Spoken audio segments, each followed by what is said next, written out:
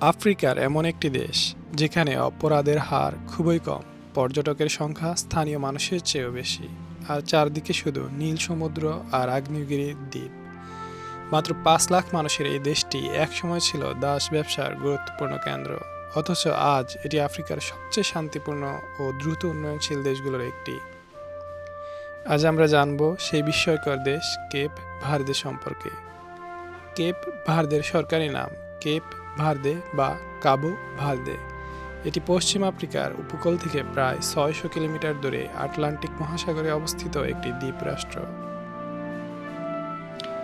দেশটিতে মোট ১০টি আগ্নেয়গিরির দ্বীপ এবং কয়েকটি ছোট দ্বীপ রয়েছে। রাজধানী হল প্রায়া। জনসংখ্যা মাত্র প্রায় ৫.৩ লাখ। সরকারি ভাষা পর্তুগিজ, তবে অধিকাংশ মানুষ কেপ ভার্দিয়ান ক্রিওল ভাষায় কথা বলে। মুদ্রার নাম কেপ ভার্দিয়ান স্কুদো। ১৫০০ শতকে পর্তুগিজ নাবিকরা এই দ্বীপ আবিষ্কার করেন। তখন এখানে কোনো স্থায়ী মানুষ বাস করত না।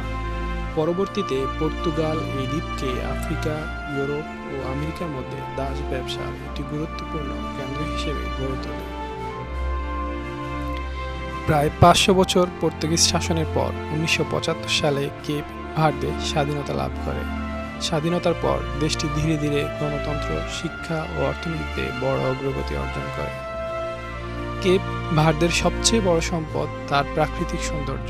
সাদা বালুর সৈকত, আগ্নেয়গিরি, নীল সমুদ্র এবং উষ্ণ আবহাওয়ার কারণে প্রতি বছর ইউরোপ থেকে লক্ষ লক্ষ পর্যটক এখানে বেড়াতে আসেন।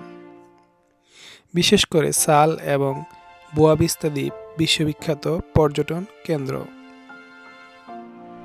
মজার বিষয় হলো, অনেক বছর এমন হয়েছে যখন দেশে পর্যটকের সংখ্যা দেশের মোট জনসংখ্যার চেয়েও বেশি ছিল।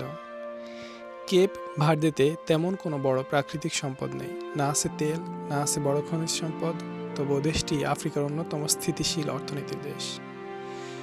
তাদের প্রধান আয়ের উৎস পর্যটন, মৎস্য, বিদেশে বসবাসরত নাগরিকদের পাঠানো অর্থ অর্থাৎ রেমিটেন্স, নবায়নযোগ্য জ্বালানি। দেশটির বিদ্যুতের বড় একটি অংশ এখন সৌর ও বায়ু শক্তি থেকে উৎপাদিত হয়।